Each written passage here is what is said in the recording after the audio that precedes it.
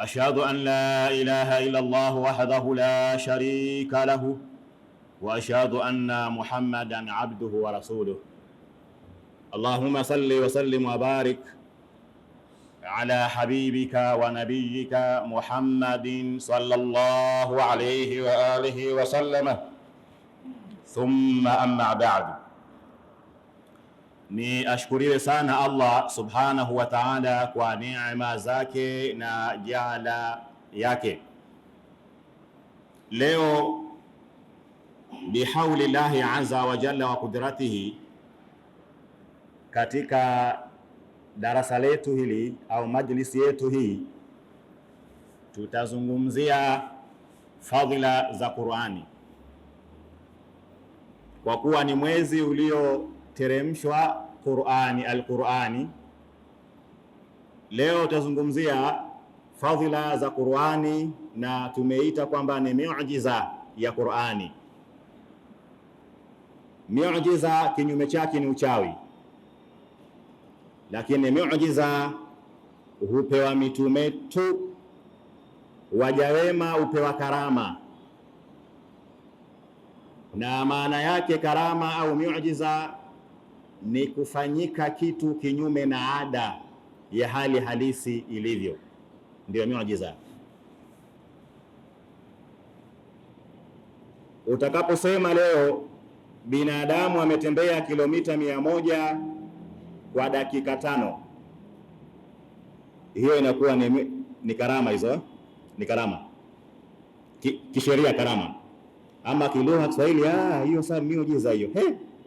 Kilomita 100 shekhe kwa dakika 5, haiwezekani hivyo. Sasa jambo lolote ambalo linafanyika kinyume na ada ya kitu, hilo kwa mja mwema linakuwa ni karama, lakini kwa mitume inakuwa ni miujiza, na kwa wasiokuwa waja wema tutasema ni sihru, uchawi.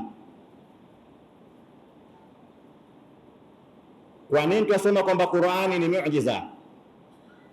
Qur'ani ni maneno yake Allah subhanahu wa ta'ala, sio kiumbe.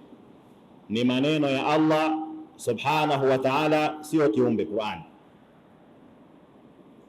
Kwa hiyo twaweza kuita miujiza al-Qur'an al-Karim.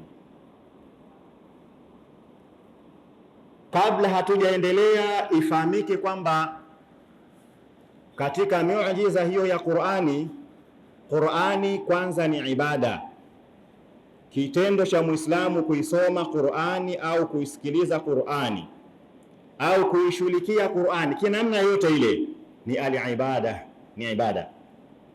Kwa maana kufanya kwake anapata thawabu nyingi sana.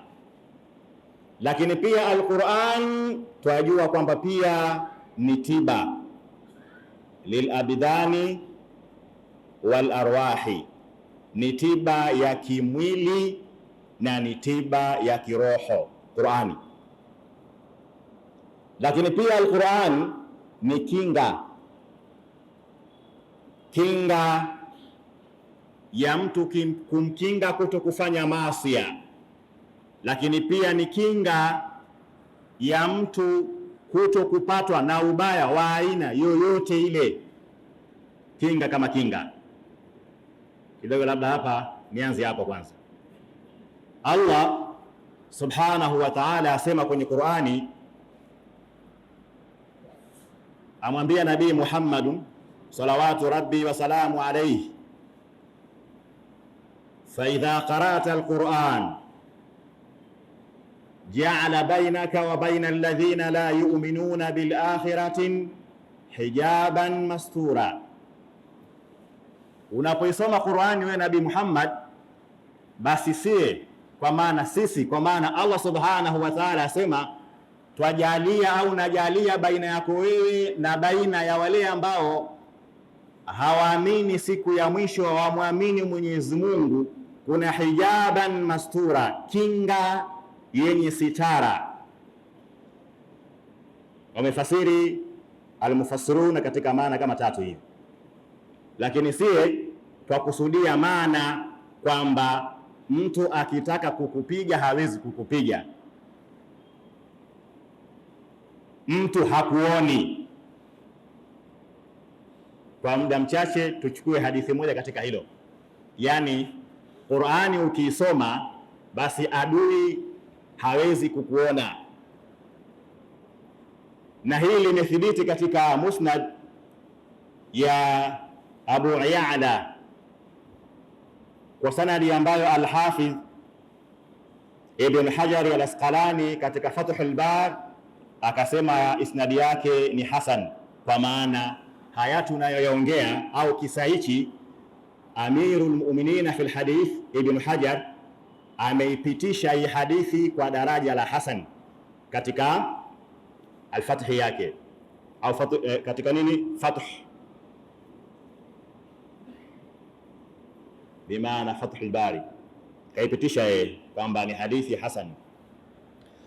Asma binti Abi Bakr radhiallahu ta'ala anhuma, yeye na babie, aeleza kisa kuwa Mtume sallallahu alayhi wasallam baada ya kujieleza kwamba yeye ni mtume katumwa kwa watu wote, na baada ya Abu Lahab kulaaniwa na Allah subhanahu wa ta'ala, kuteremka sura rasmi haswa kwa ajili ya kuonyesha maangamizi ya nani? Ya Abu Lahab.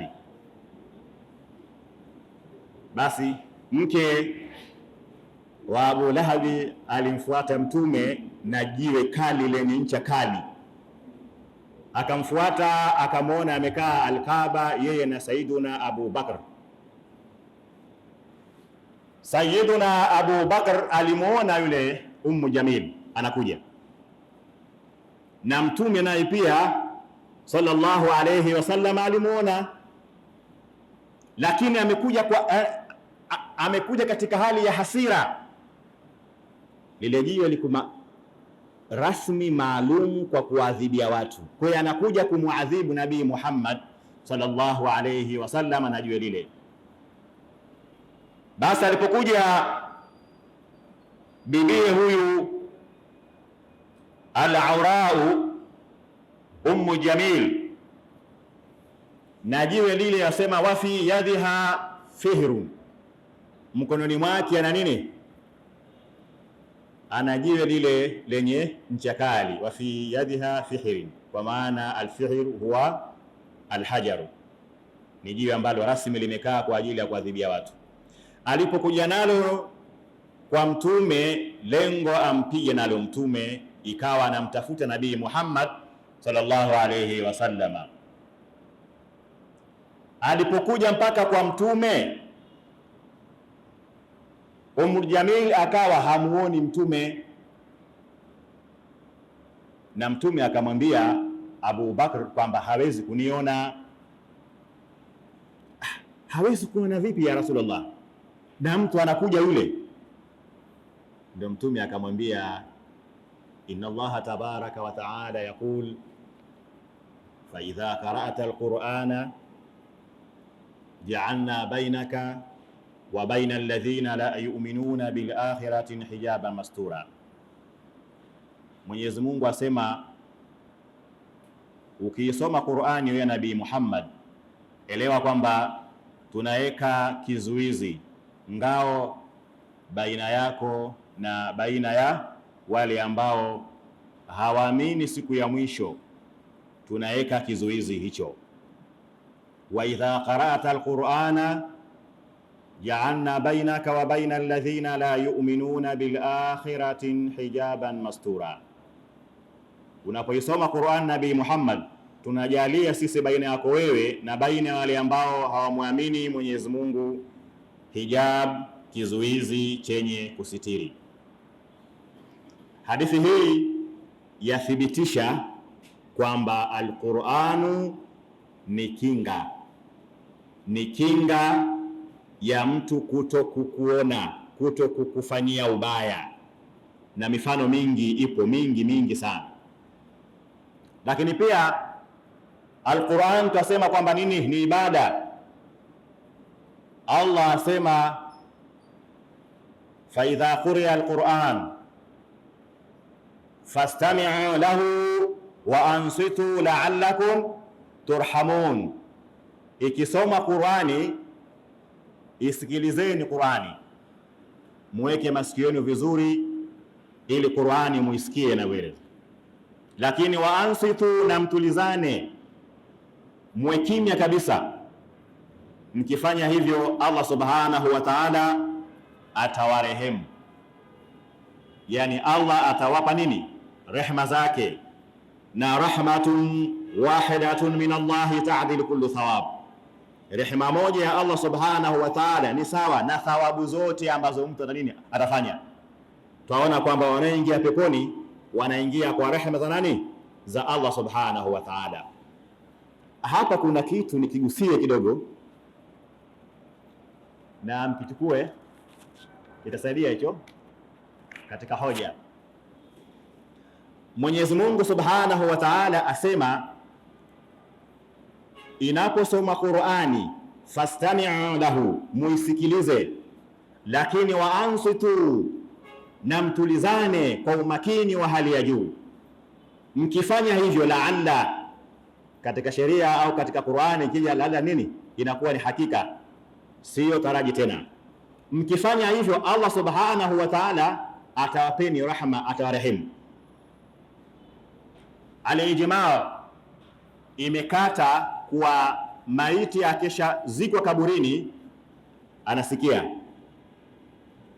Tuko pamoja?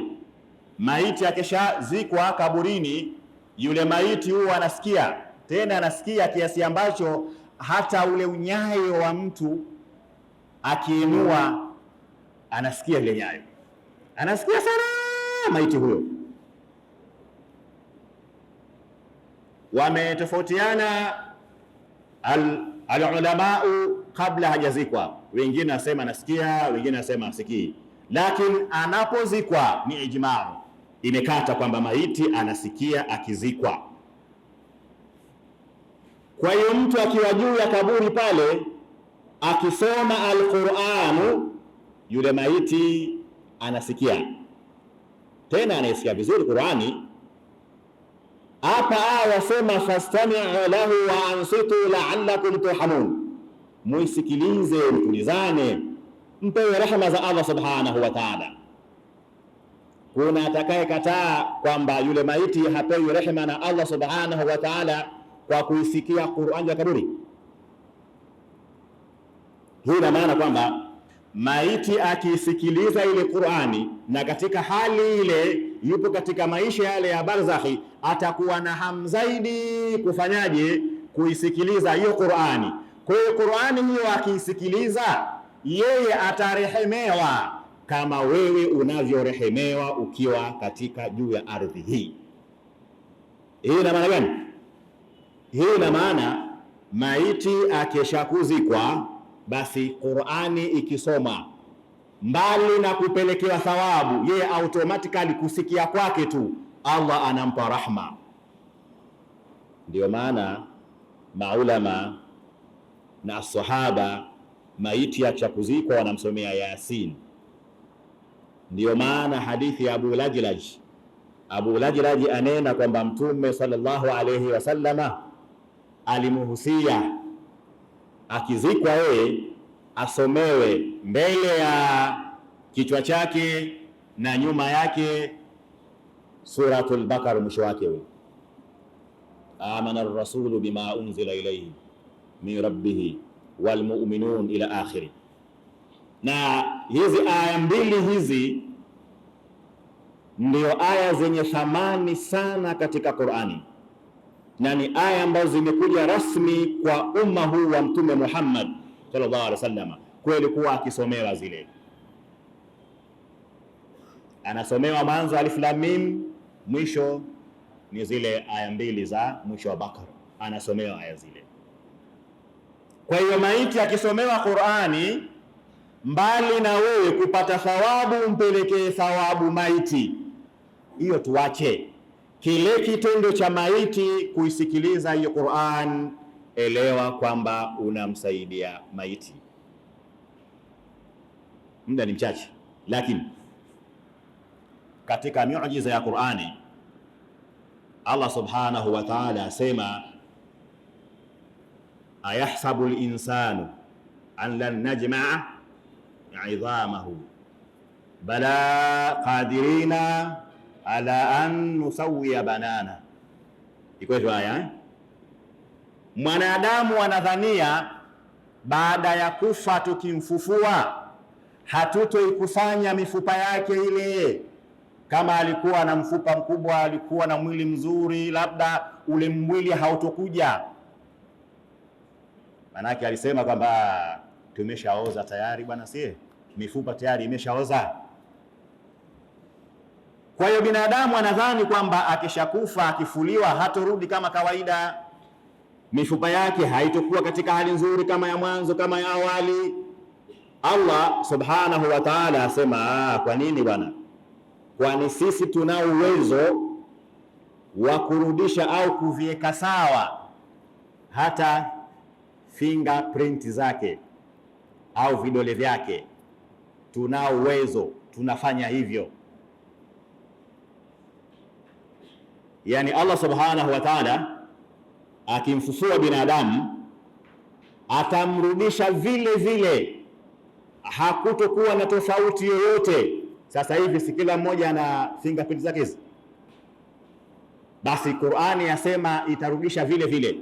Allah subhanahu wa ta'ala, maajabu yako wapi? Miujiza iko wapi?